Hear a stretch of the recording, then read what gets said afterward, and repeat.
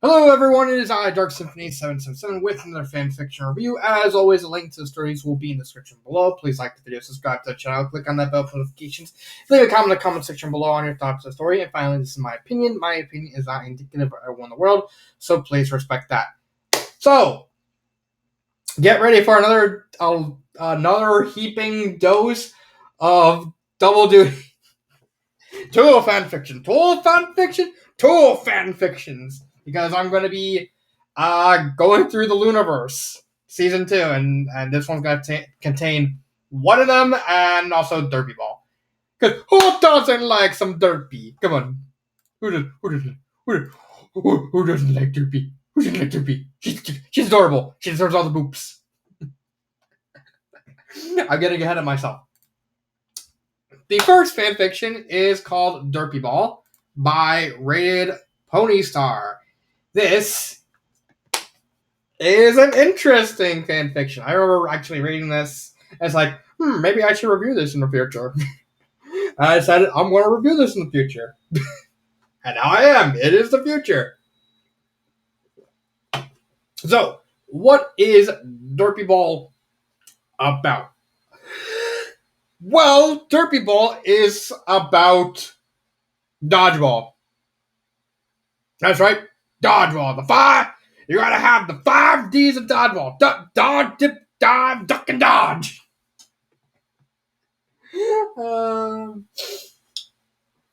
But okay, in all actuality, I had to get the reference out of the way because it's dodgeball. If you're gonna talk about dodgeball, you have to obligatory have a dodgeball underdog story reference somewhere. Gotta get it out of the way. In actuality, the plot is about a fundraiser. Basically, the main 6 have the entire town of Ponyville. They're all wrapped up, and we're trying to say, okay, we're doing this big fundraising event, and we want to give out we're asking you for ideas what you want to do at this fundraising event. All the other towns are doing it. It's going to be a big It's going to be a big charity thing. You don't have to do it if you don't. You don't have to offer if you don't want to. And everyone's like throwing ideas out, just as many ideas as you can. And once they got all the ideas, they get Derpy. She kind of just flies in her clumsy self and destroys all the work. So basically, everyone forgets what was suggested. Everyone leaves because everyone's kind of just mad at Derpy because derp. And they're specifically just trying to remember what remembered while cleaning the library. Rainbow gets the idea because she takes like a pen and stuff like that. And it's like, no, she takes like an ink quill. And she goes, "Hey, Twilight, catch!" Wait, what? It inadvertently aims it at Fluttershy. Twilight manages to catch it. It's like, Rainbow, what'd you do? Why'd you do that? Wait a minute. I know it. I got it. Dodgeball. And thus we got a charity dodgeball tournament. They get the whole 9 yards. They have volunteers. They have teams, and they even get like pros from other cities like Manhattan and stuff like that involved in the whole thing. And everyone is excited except for Derpy. Can you guess why? So they're starting to practice everything, kind of figure everything out, when Gilda show up. You remember, everyone remembers Gilda from that one episode where she bullied Pinkie Pie, and then she kind of bullied Fluttershy, and even Pinkie Pie, and even Rainbow Dash like, no. Fluttershy's off limits for pranks. No, bad bird, bad. Get back in your cage. And then she gotta humiliate herself and leaves. But she's back. She wants revenge over the humiliation that she kind of heaped upon herself. And so she decides, all right, you're doing a dodgeball thing?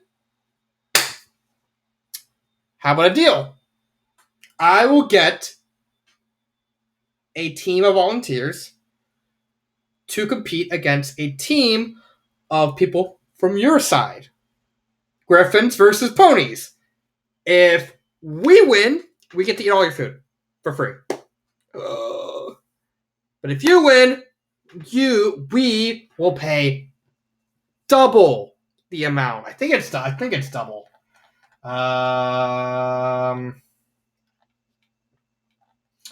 Let's see, where is it? Yeah, here it is. I can't remember. Trying to remember. Okay, yeah, we got. Okay. Yeah, we'll donate a big sum of money to your fundraiser. She'll take back everything, all the rude stuff, and kind of just okay, fine. All that rude stuff I did last time I was here, I will say I will own up to that mistake, and I will ask for forgiveness, and I'll donate a bunch of money. So what do you say? They agreed to it. Gilda's like, peace. Leaves for most of the story until like the very end, where she comes back with professional Griffin. I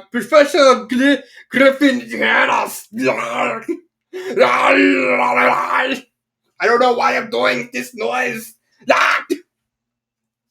She basically just randomly hires a professional Griffin team, just like I want you to hurt them, demoralize them, break them.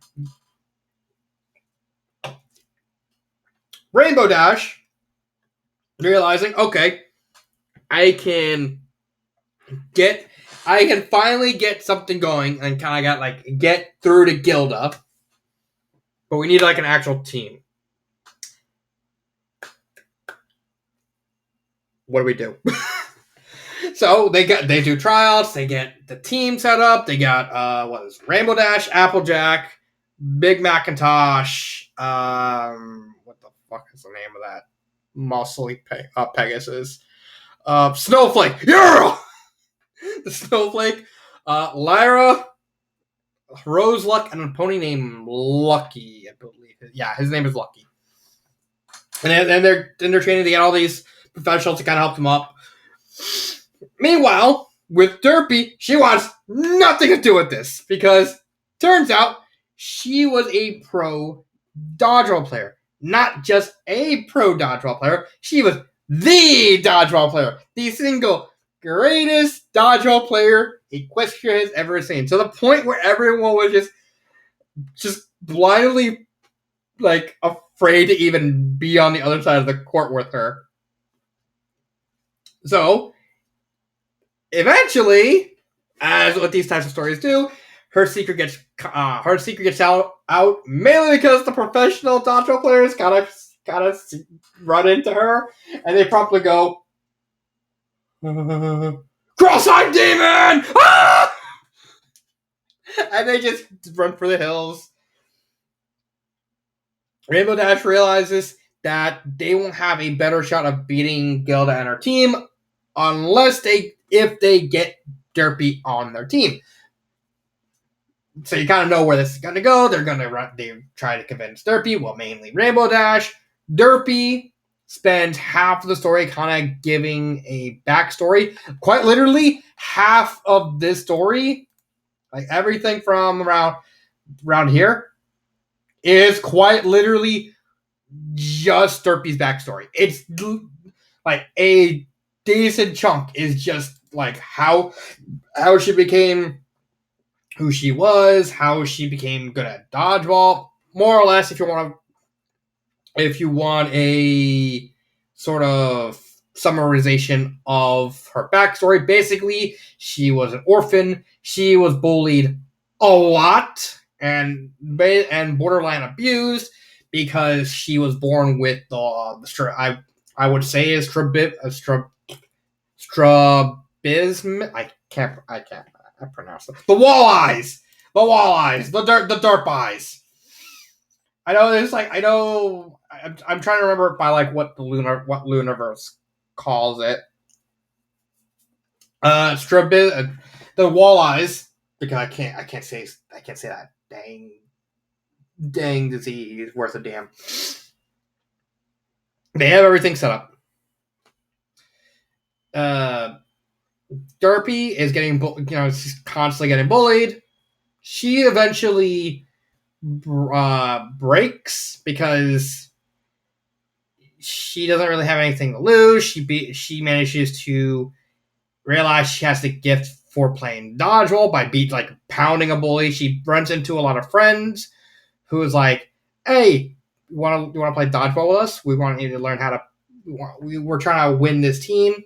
Derpy's event starts getting power. She basically gets full of herself, not in the traditional way, like, "Oh, I'm better than everyone." It's more she's lived so long being bullied and abused, and she's using the dodgeball as a way to vent in a very extreme way because legally you can beat this. You can literally just hit someone really hard, hurt them really hard with a dodgeball and stuff like that. And so her and her friends, they became infamous for oh, Derpy's impossible to hit. You just simply can't hit Derpy. And this happened into high school where she started getting bullied again. All the pain and all the anger that she was dealing with that came back. They tried to get into the dodgeball team. Starfall, Derpy's best friend, was completely terrified of the idea that she might not get into the dodgeball team because of her father being a pro dodgeball player and also very much abusing her and trying to in a way of trying to avoid the abuse, trying to be as good a dodgeball player as she can be. So Starfall arranges this whole situation where they basically say, "Hey, Derpy, you want to hang out?" It's like, "Yeah." And then they knock Derpy out. They tie her around a basketball pole, and they basically just beat the ever-loving daylight out of her. And she then has to spend a year in the hospital because they damaged her so much that her muscles atrophied when during recovery. She had all these psychological issues, and she was also very, very pissed. She wanted not only revenge, but also to hate the world for what what she had to endure, and she was going to use it. She's going to use the world of dodgeball as a way of venting that anger. It got to the point where everyone just started becoming afraid of her on the court. Basically, she can't she went back the next year for the dodgeball team. She tries to hit herself because she knows Starfall's on the team now. She busts in, reveals herself. Starfall justifiably freaks out. They play. It's like, okay, no, I could do one better. Okay, you got to do the team. It's like, no, I can do one better. I will face your entire team at the same time. Oh, yeah, she says 5 members. And I will beat them. And she does. She beats all 4 members, leaves Starfall for last, breaks Starfall's wings with dodgeballs. Remember, she can legally do this because, oh, it's dodgeball. I don't know how hard it's because honestly, if you ever seen how a dodgeball is hit, you might as well get hit with a wrench. This sack of wrenches is for.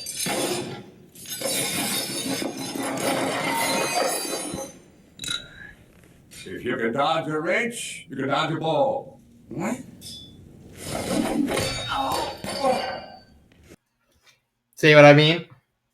So, what Derpy does next is really over the top. She basically grabs a dodgeball, walks towards her, glares at her, gives her the right at for what you took a year of my life because you were that paranoid over wanting to oppress your father.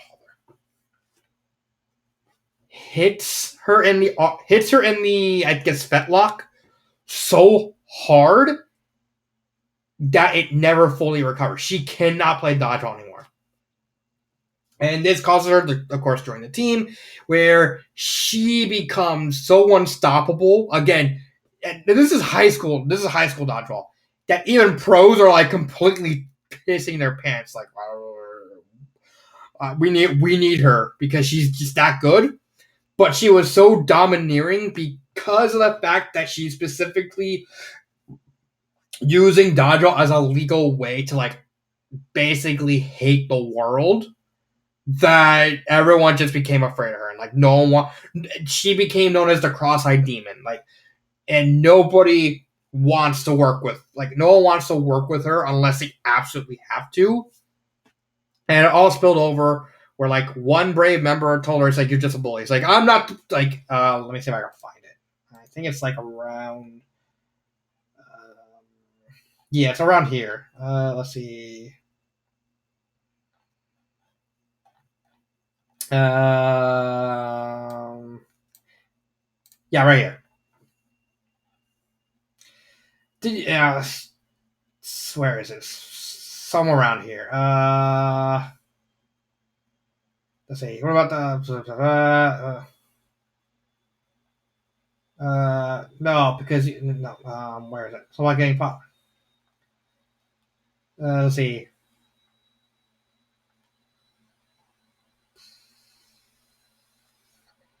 Yeah, shows you no.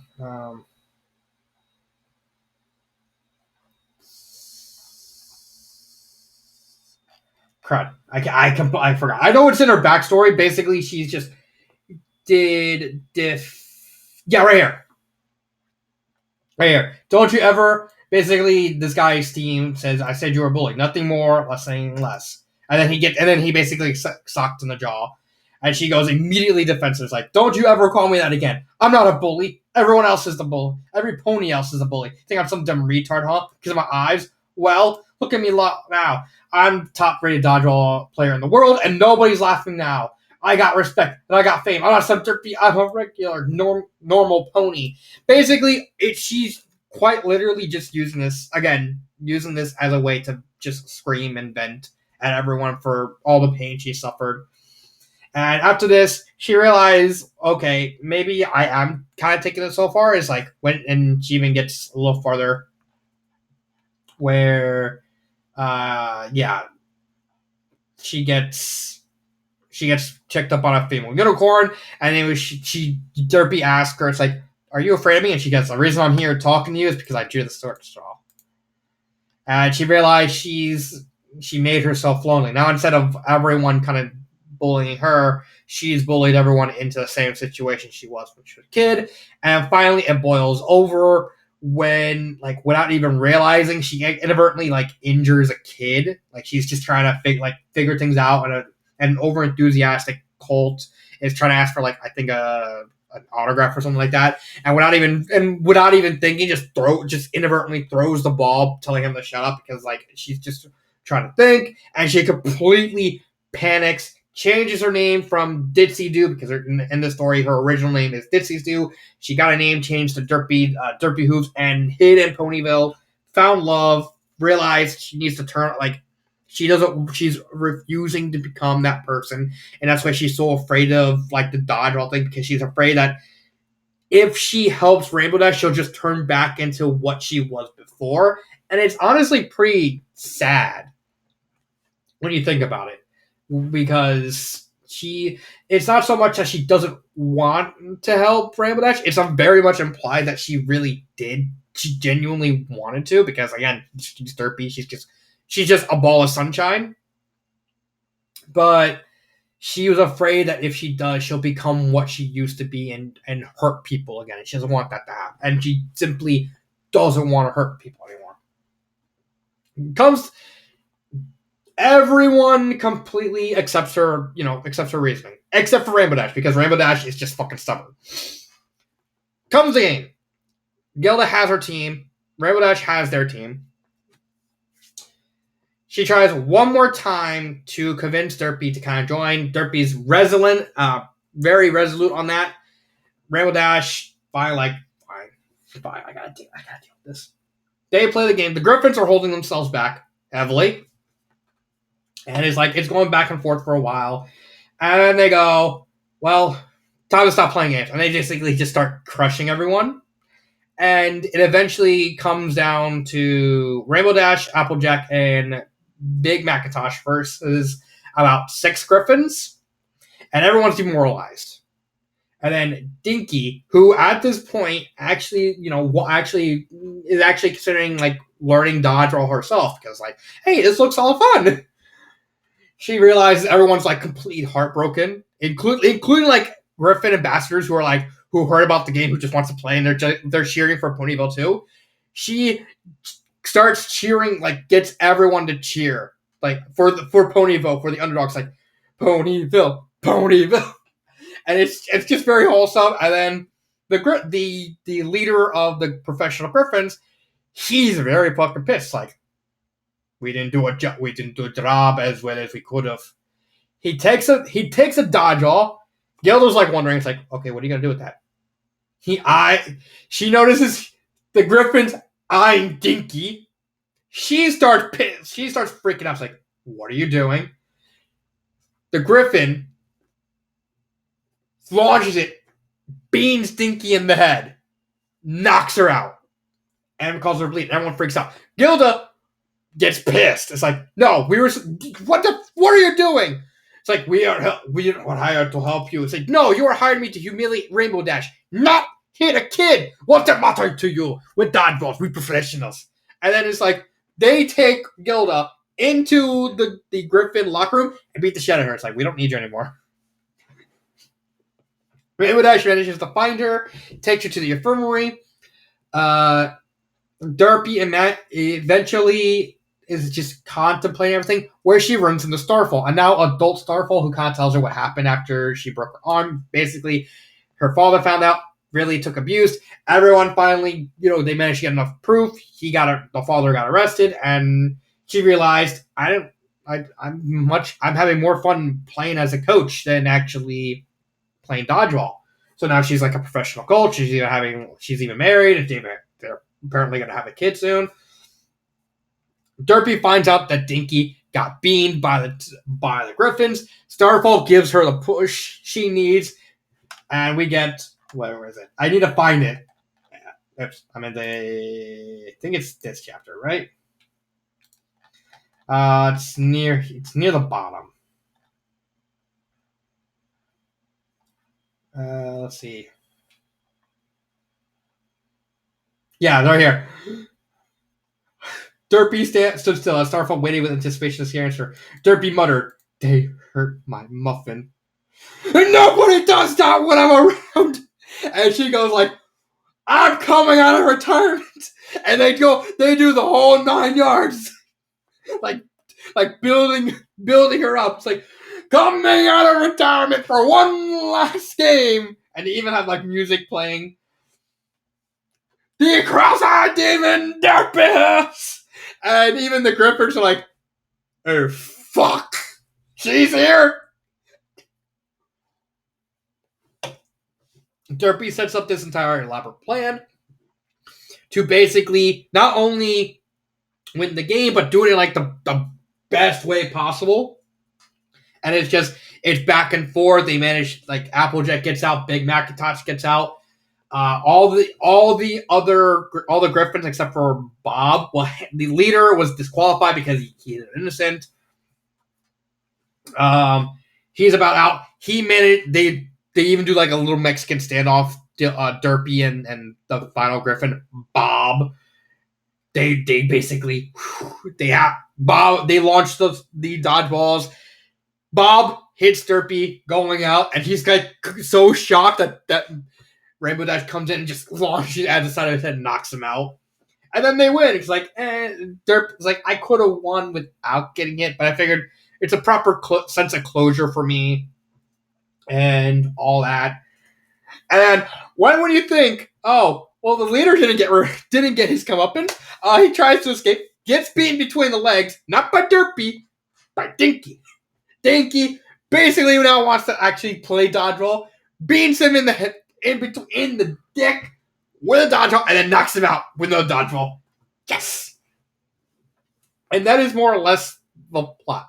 I do like the plot. There is a lot of thematic storytelling with the idea of like moving past your trauma, even after you ran away from it. Like you can't, like the whole idea is you can't run away from your past or what you did wrong, and you have to confront it, because that's basically Derpy's like entire character arc in this entire story, is slowly realizing after all this, it's like she can't run from it. She can keep trying to run for it, but it's gonna keep finding her. And the only way to kind of find closure and find peace is to finally confront it. And basically, that's what happened. And we even had like a nice little nod to the theme where Gilda at the end, where Rainbow Dash is kind of talking to Gilda, and she's like recovering on the bed, and they talk a little bit. And Rainbow Dash kind of tells her, it's like, I'm not mad at you. I pity you because I grew up. I got more responsibilities, but you're still acting like a kid.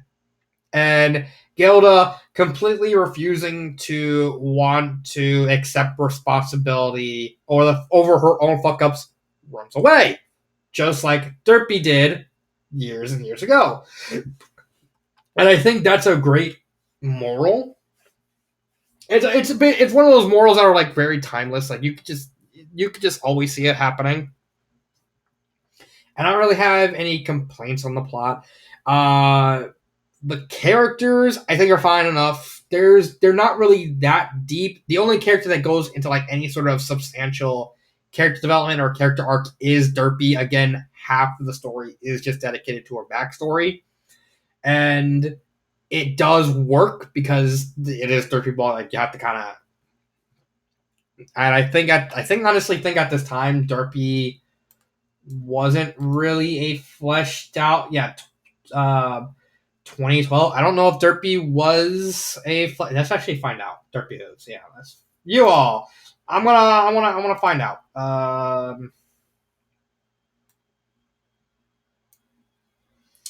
No, updated. Yeah.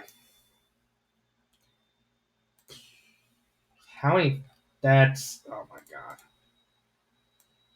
Hold on.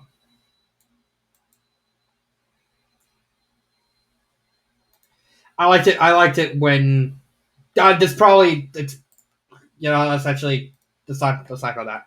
It's probably not. It's probably like one of the first Derpy centric fan fictions. I know there have been other fan fictions where Derpy's kind of like a part of it, but I don't think she was the main character. I think this is the first fan fiction to have Derpy as the main character. I think in that sort of regard, it's really well done. I don't really have a complaint with Derpy's character. I think it's just it's a simple idea. Again, going with the moral of Derpy having to confront her past in a way that is really well done, and it's very very timeless. I don't have any complaint about Derpy. Ignore that. I don't have a complaint about Derpy's character arc. The rest of the characters I think are fine. The story really tries to emphasize this is Derpy's story, and everyone's just kind of having to work around Derpy. So we don't really get a lot of concrete character development. We do get some minor character development, like with Starfall and Ninky wanted to become a dodgeball player herself, and even like Gilda technically wanting to kind of forcing herself to not swallow her pride. There's a lot you can do with that. There's a lot you can do. I think it's fine it is well done for what it is. It's a one character show, and the character is really well done. Grammar wise, I didn't see any problem with the grammar. Pacing wise, I don't have a problem with the pacing wise or anything with the sentence structure or anything like that. This is just a good, solid story that focuses on a character at the time was gaining traction, like popularity. I know around this time, Derpy was slowly getting more and more popular as time went on. And I really think this story was actually pretty good. Do I have a favorite part? No, wait. Let me actually move on to the next story. Let me actually do the next story real quick before I do the final part. So the next story, it is an early reunion by Rainbow Double Dash. This is the first story of Lunaverse Season 2. This technically takes place in Season 1, because the last chapter takes place after Ghostbusted, and this is supposed to technically The last chapter is supposed to technically take place after Bill's busted to kind of introduce Twilight's parents and instead of like the main plot of the final fic of season 1, which was at the Grand Gala. So this story is actually a prequel, a very, very old prequel. 980 years ago. This was 20 years after Celestia was banished to the sun. For those who don't know what the Lunaverse is, it's a alternate universe take of My Little Pony, where instead of Luna going mad and being banished to the moon, it's Celestia who goes mad and gets banished to the sun, and now Luna is the sole Diarch of Equestria, and a lot of things changed. Like a lot of things changed and all that. And we got like a different main section and everything. But this is not about like Trixie and everyone. This is specifically about Luna and Cadence. Yeah, Cadence. The one thing I know about Cadence is the fact that she kind of gets like that. Like this picture right here, which she just, I think it's just funny. He's like, "Husband, throw me! You're right." I don't know what's with this picture. That just makes me laugh. It's probably like Shining Armor is like buffed expression is like, all right, dude, all right, time to be Chad. Or Cadence's like determination and pose, like she looks like a living javelin. Back to wrong fic. I'm doing that next. Back to this story. So, 20 years have passed since Celestia. For convenience's sake, I'm gonna say Celestia. Once I get to like the proper season 2, I'm gonna call her by Corona and stuff like that. 20 years have passed since Celestia was banished to the sun. Cadence, now a fully fledged adult, finds out, hey, I am Celestia reborn, and she travels from her home country of Calvilla, which is basically the My Little Pony equivalent of Italy, to Canterlot to convince Luna, said, hey, I am your sister. I am your sister. Ta-da. However, she finds out, hey, there's all these people. They're like, no one's around. She gets advice. Like she tries to buy something. However, she's not aware that gold is like completely out of circulation because of what Celestia did. And she finds out there's a bunch of impersonators pretending to be Celestia. So, okay, that makes sense. Luna eventually, she's just going to arrest all these people. Cadence's, I guess you could say, servant, Cardisol, basically is about to get arrested. Cadence runs up to convince Luna. Luna turns around, completely freezes as seeing Cadence. Like, what are you? As I said, keep her. Put her, give her all her needs. Anything? Oh, well, they're doing this. And so we basically got like a little short adventure of Cadence trying to convince Luna she's the good of Celestia because Corona got hit by the elements of harmony, and so we got like, oh, Cadence is just like, oh, whatever was left of good from Corona and all that. Luna, however, knows the truth. Basically, the events of the canon backstory with Celestia and Luna were actually on their way to happening. Luna was learning Dark Magic to become Nightmare Moon. However, once Celestia started going overboard, people started seeing Luna more and more. Then all that attention managed to kind of like convince her. It's like, okay, maybe the Dark Magic's not a good idea. I'm getting attention now. I'm going to make it work. Unaware that Celestia is going off the deep end. And so when Celestia finally does become Corona, Luna does this whole gambit thing where she separates a part of herself, has that part do the whole dark magic thing to try and basically act as like an enemy to just get Celestia to like an area where the actual Luna can use the elements of harmony and get Celestia the sun. The portion of Luna basically does the dark magic thing instead, becomes Nightmare Moon, lures Celestia over to I guess the old palace. Luna does the elements of harmony on both of them, and they're all done. And then like a year later, Celestia finds out that there's like a wild magic happening at the place where they locked up. Luna thinks that it's gonna be Corona's coming back. Shit. Goes back, waits around for like magic because she senses like something's coming, and instead it drops a little pony, a little baby Cadence. Luna manages to realize, wait a minute, this is not. Wait, this magic similar to my own.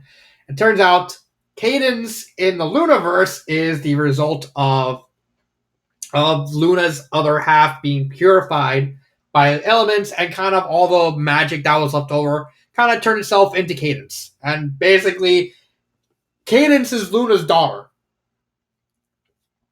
So Luna wants to be a mother, but at the same time, she thinks about it. Because at this point, Equestria still hasn't fully recovered, has not recovered from Corona's attack, because it's only been a year. It did, even when during the events of the story, they still haven't recovered. It's still very fractured, and Luna's just trying to get it hopefully pieced together. So she comes to a kind of a sort of double and deep blue sea scenario. I can either take her, raise her, well she'll have everything she has except for something that the one thing she genuinely wants.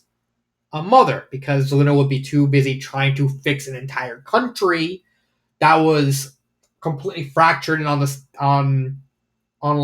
brink of collapsing because of what her sister did, and thus wouldn't be able to be an actual mother, something she desperately wants to do, to kill her, and she definitely doesn't want that, although she completely abandons that immediately.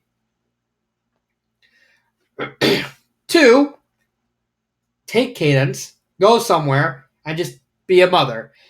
And she has to watch the country that she spent so long and just collapse around her and everything just falling apart.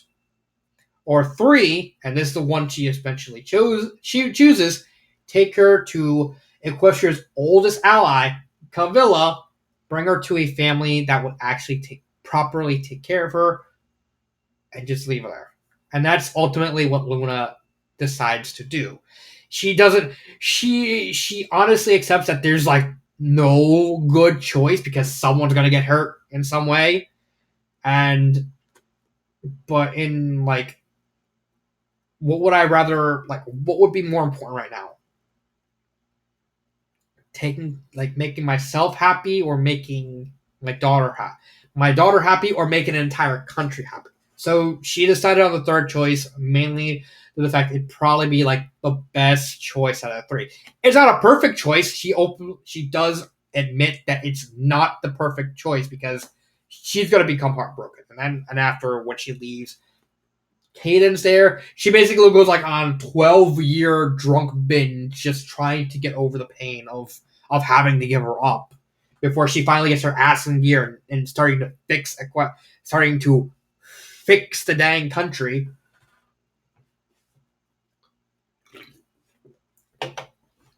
But she's still broken about that. So now that Cadence is back, she's an adult, she's an alicorn again, and it just breaks her heart when Cadence is like, "I'm your sister."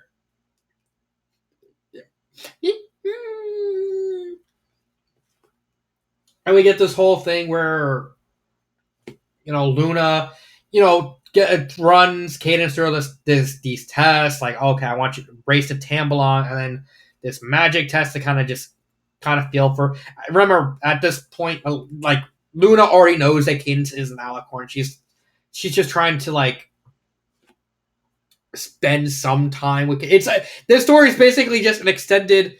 Like, I finally get to spend some time with my daughter. I just want this. I want this. Let me have this.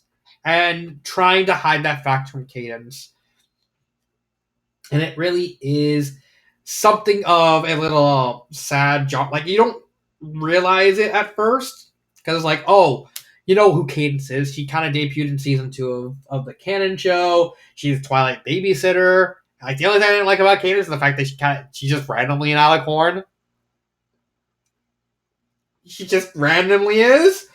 But in this story, at least it makes sense where she has like a backstory and all of that.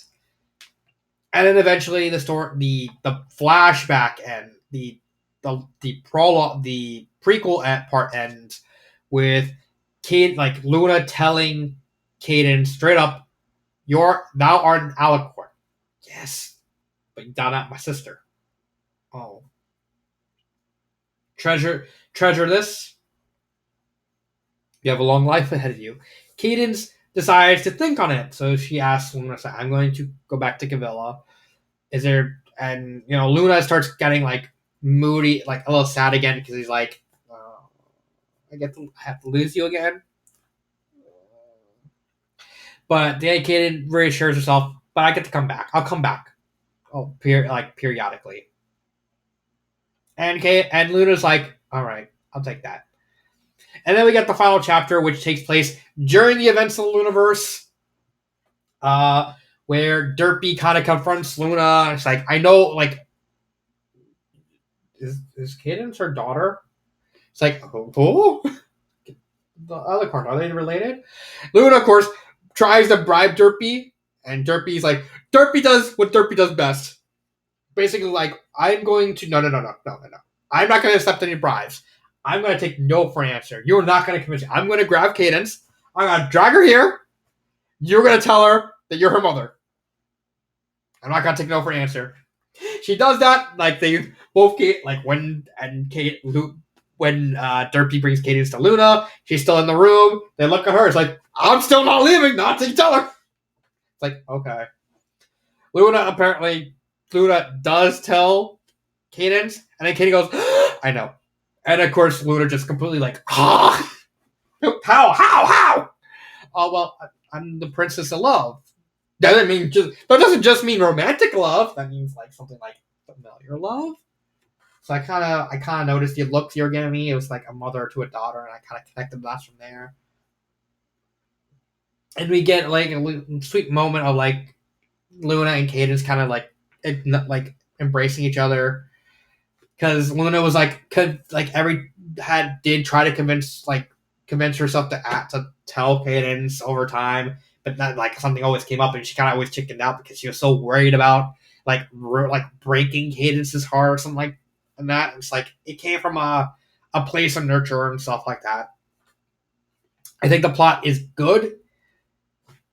Like, it's a neat little familiar jaunt. Like, it's something that you won't realize exactly what is going on until you actually finish a story. Like, when you first read through the story, you think it's one thing. It's like, oh, Luna's just testing Cadence. All right, fine.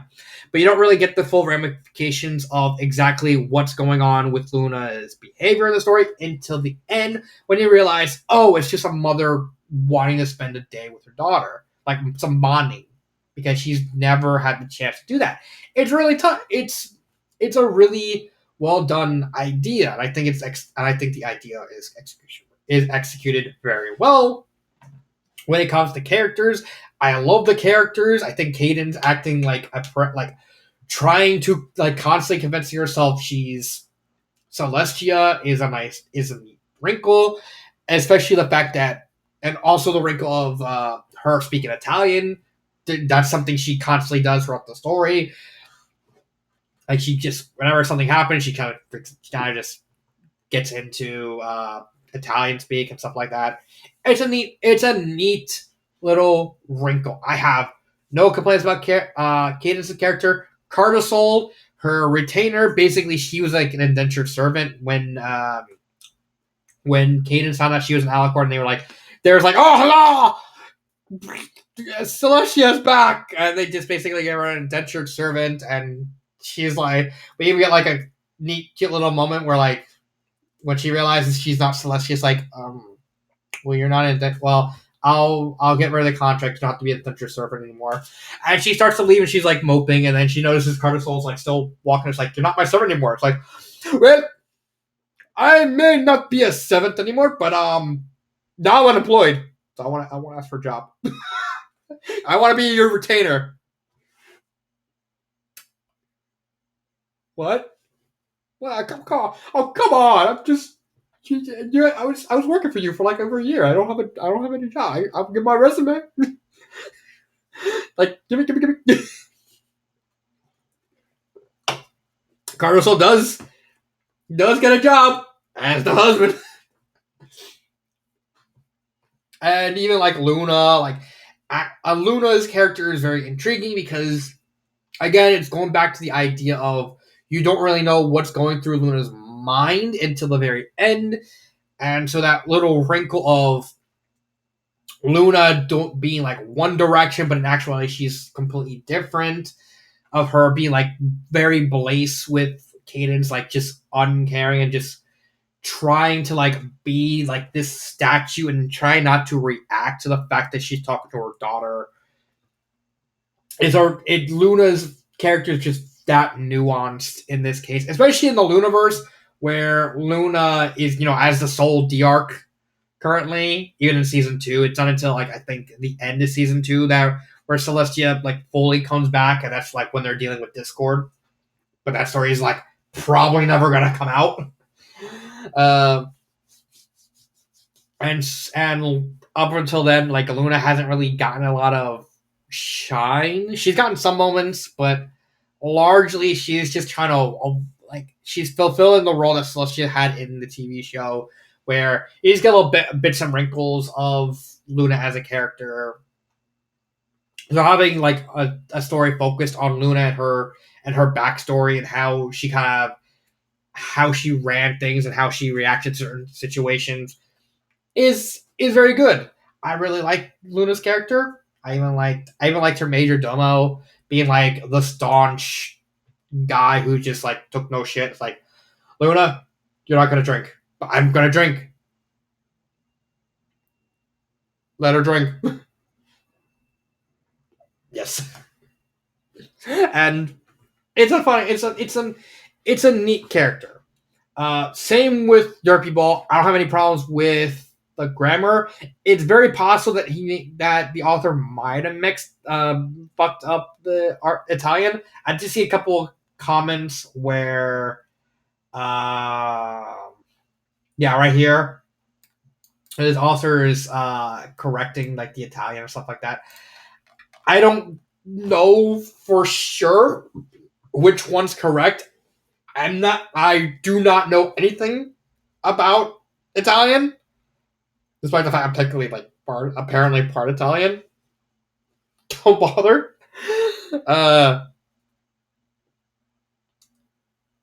But I could be wrong. I could be wrong. I could be right in that. Pacing wise, I think again it's paced really well. I do think this one's a little bit on the fast side. I think maybe this one could have been slowed down a bit, but I don't think it's enough to really be anything bad against the story. And I think overall both stories are really good. They're really interesting stories that delve into like two specific characters. Would I recommend these stories? Yes, I would. Which one I think is better? I probably would say Early Reunion. I'm not saying that either story is like Derpy Ball's bad. They're both really good stories. It's just I think the story just edges out Derpy Ball. Favorite part? My favorite part for this story would probably have to be the moment during the dodgeball game where like their two Griffins are like facing off against Lyra, and Lyra goes like, "All right, time to go Chad mode." She gets up on her hand. She gets up on her legs. Let's see if I can find it. There's a thing. There's like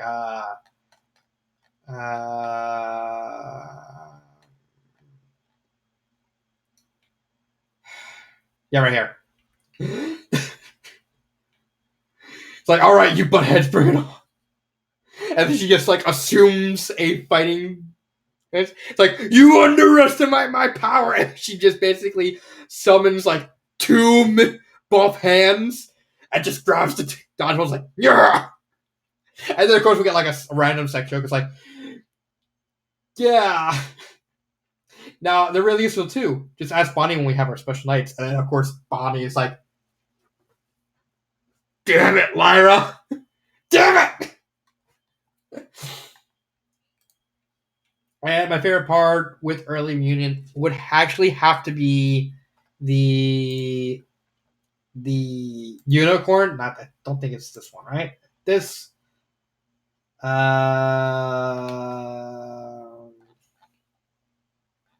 the fight between Luna and Cadence. Basically, Luna's just kind of going through the motions of just trying to test her. It's like, all right, we need to test how good you are with magic. So let's just have a little spar. It's like, you're not supposed to lead. She sets up the sigil with this dome. You cannot lead the set. You cannot lead the sigil until I say so. How will I know you deserve it when I say so? And they basically do like an entire chapter just spar. And I like the choreography was really well done, how it was written and how it was paced. It does end with Luna, mainly because she's just more experienced with fighting. Cadence only has like defensive spells, so she's not much of a fighter. So it's actually a realistic outcome of Luna actually just winning just through experience and stuff like that.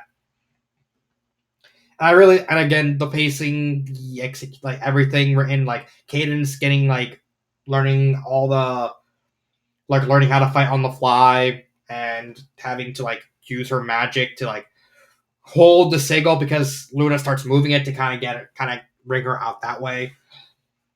I think it's very creative. I think it's rather done. So yeah, that is my review on Derpy Ball and an early reunion. This has been Dark Symphony 777 and cut.